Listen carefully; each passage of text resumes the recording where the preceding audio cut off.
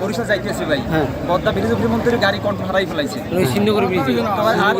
এবার ভাই এবার কি হয়েছে আমরা কিছু বলতে না, সাতটা পুরো করে আমরা তো আল্লাহ আল্লাহ ভাই বেকায়দা ভাই। আমি আসলাম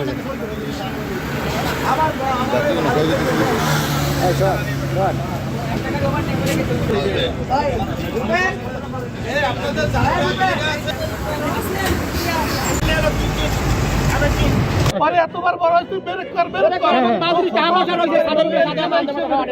আপনারা বলছেন ব্রেক করতে, আপনারা কি অবস্থায় গাড়ি দিয়েছিলেন?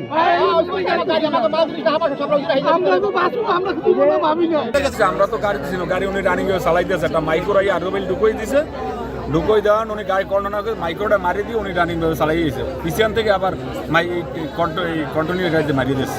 মালিক ছিল গাড়ি তো ওদিকেই থামাইতে পারতো, মালিকের গাড়ি ওদিকে থামাইতে না, পিছনে আবার সেনাবাহিনীর গাড়ি, ওই জন্য গাড়ি সিপের রোডে ঢুকোই দিয়ে গাড়ি এখানে রাখতে গেছে।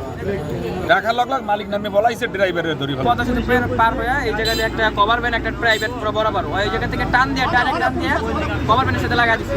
তারপর ওই গাড়ি ব্রেক করে নাই, গাড়ি পরে নিয়ন্ত্রণে ছিল কিন্তু গাড়ি ব্রেক করে নাই।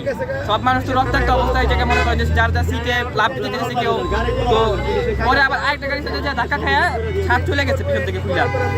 তো পরে ওই সব জায়গা ঘুরে 2-3 কিলোমিটার ঘুরে এই জায়গায় গাড়ি থামাইছে পলানোর জন্য। আমাকে তো ওই সায়দাবাদ দিয়ে বাস ছাড়ার পরে কিছু দূর হওয়ার পরে একটা ঈদ দেখলাম, আর পিছনে মাছ খালে বসে বসাছিলাম, এই একটা ঈদ লাগে লাগাইছে, লাগাবার পরে তো আস্তে আস্তে এই মানুষ লাভাবে কান্দাকারি হতে আছে, ওই সাত আবার সামনে কত যাই আবার লাগাইছে, সাত খুঁজতে মুচতে খালি আইতে আছে দেখে মানুষ যাইতে আছে, এই যাতে আছে আমরা তো থামা থামা থামা আলাদা না থামাইয়া সাত মতো হয়তো পড়ে গেছে, ঘুরাই আমরা তো কান্দাকারি আর সিরিয়াসি হরি থামাই না, এদিকে থামাইছে কথা হাতাশ পড়ে গেছে নিচে, আর কত ক্ষেত্রে মাথা তোমার ফাটছে গ্যাস মাছ পড়ছে, কত ক্ষেত্রে ওই করছে মাথা নিয়ে কান্দাকারি করি অবস্থা। আমাকে তো ব্যাগ বুক সব হয় ছাদের ভিতরে থামা থামা থামা থামাইলে আমরা তো আমাকে বাঁচতে পারতাম, মাছ জিনিস আমরা পাইতাম। ছাত্রীগুলা গেল কোথায়?